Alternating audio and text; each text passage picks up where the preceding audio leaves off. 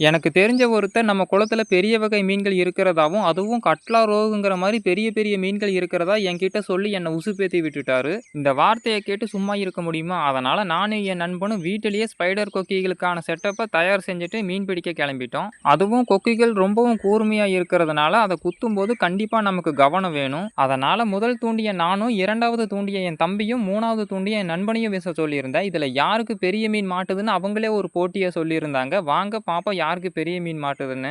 திடீர்னு என் நண்பன் போட்ட தூண்டில் ரொம்பவும் பயங்கரமா இழுக்க ஆரம்பிச்சிருச்சு. நாங்களும் பெரிய மீன் தான் மாட்டியிருக்குன்னு ரொம்பவும் ஆர்வமா அதையே பார்த்துட்டு இருந்தோம். அதுக்கப்புறம் தான் தெரியுது பெரிய மீன் பிடிக்கிற ஆசையில நாங்க இன்னொரு மீன் இனத்தையே மறந்துட்டோன்னு. அது வேற எந்த மீனும் கிடையாது, நம்ம ஜிலேபி மீன் தான். மாவு போட்ட அடுத்த நிமிஷமே ஆளா வந்து நிக்கிறது இவரு தான்.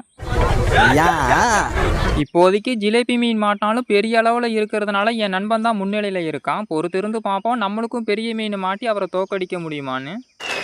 வாய்ப்பில்ல ராஜா, வாய்ப்பு கிடையாது.